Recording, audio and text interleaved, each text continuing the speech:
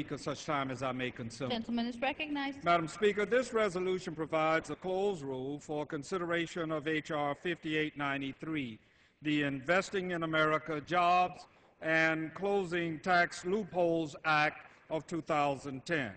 The rule waives all points of order against consideration of the bill except those arising under Clause 9 or 10 of Rule 21 and against the bill itself.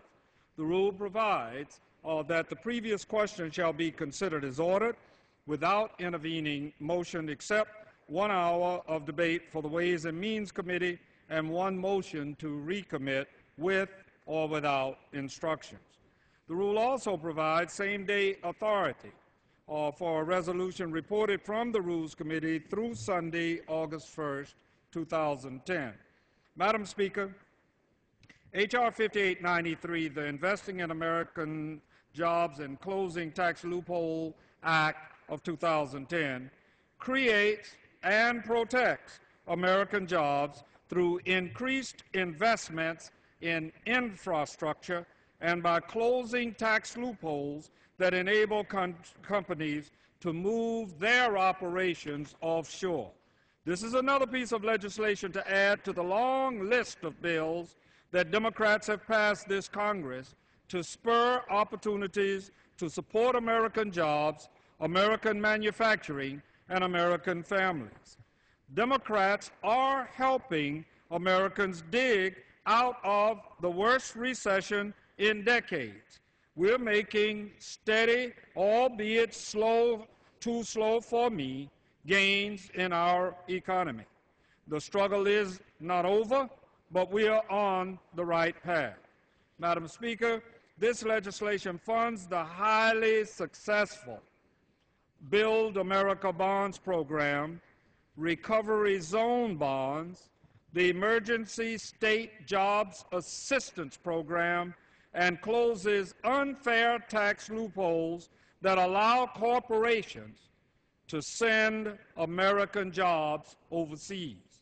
This bill provides critical funding for infrastructure investments that will create jobs here in the United States and put money in the pockets of people who badly need it. And yet still the Republicans are against it. Mr. Speaker, Madam Speaker, it seems every other day around here we have to drag our Republican colleagues kicking and screaming to the House floor to try to help hard-working Americans, and they continue to say no. Every other day we have to try to persuade our friends on the other side of the aisle that it's not crazy for the American government to invest in the American economy to benefit the American people. Every other day we have to remonstrate the same old arguments from the Republicans about spending and deficits and taxes and the bad old government stifling our economic recovery. I'll remind this body that the Republicans were against the largest stimulus in history, which was not large enough for me and some of us in this body. But they were against this stimulus, an effort that demonstrably has saved American jobs. And I'll remind this body that 95% of the Republicans in this House have signed a pledge to protect tax breaks for companies that have jobs overseas.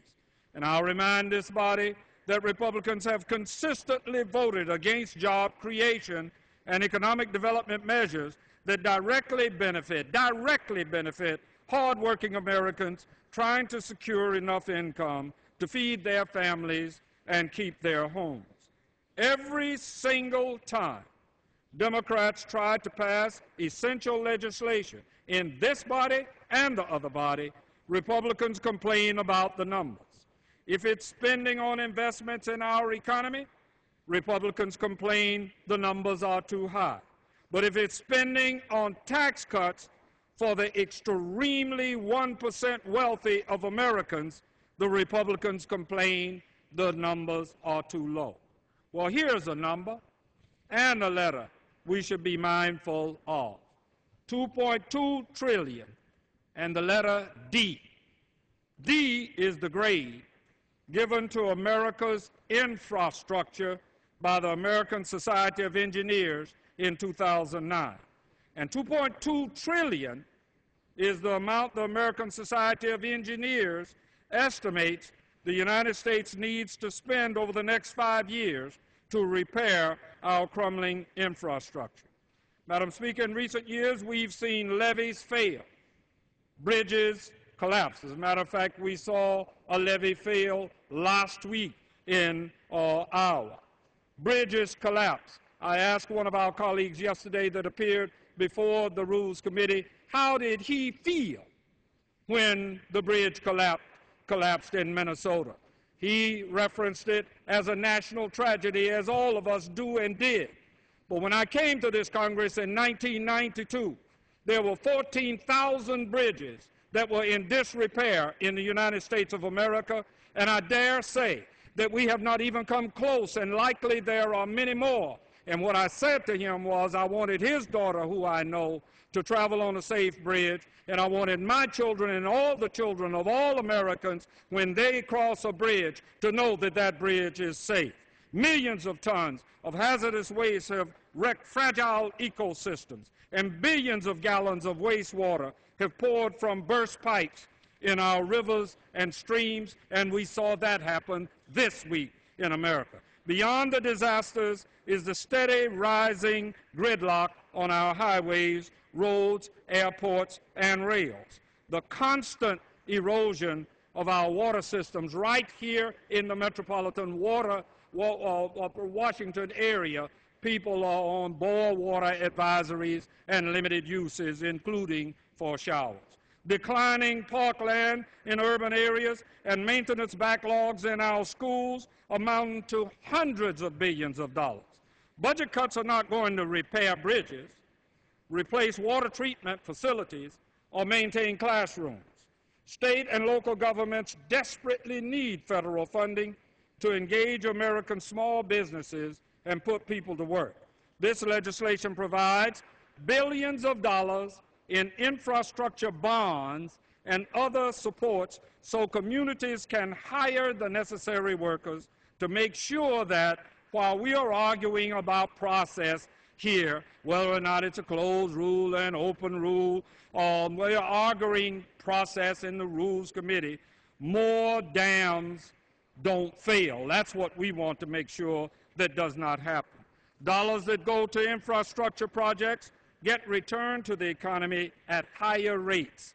Infrastructure spending is impactful, essential, and worthwhile pumping in cash that goes right to the American worker. The funding in this legislation is paid for. It does not add to the deficit. It is revenue neutral. And there is no wasteful spending in here. What Republicans argue is wasteful, I say, is essential to preventing millions of Americans from falling into destitution. For every one job opening in our great country, there are 5 applicants.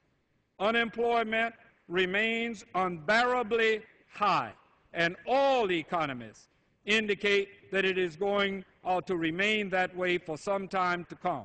I dare say that what America needs to understand, and what my colleagues here on both sides of the aisle say, is that it happened on this president's watch, or it happened on that president's watch. The real truth is the economy in this country transitioned, as well as globally, over about a 45-year period of time. I'll get to that one day, so it's how there's a better understanding than all of this finger-pointing about who caused this deficit. And I certainly hope we have a debate about how much the war in Iraq and Afghanistan cost. I can tell you now, it's about $1 trillion. And guess what our deficit is? Just a little more than $1 trillion. Madam Speaker, it's far past time to pass this legislation. I urge my colleagues to vote favorably on this rule and on the final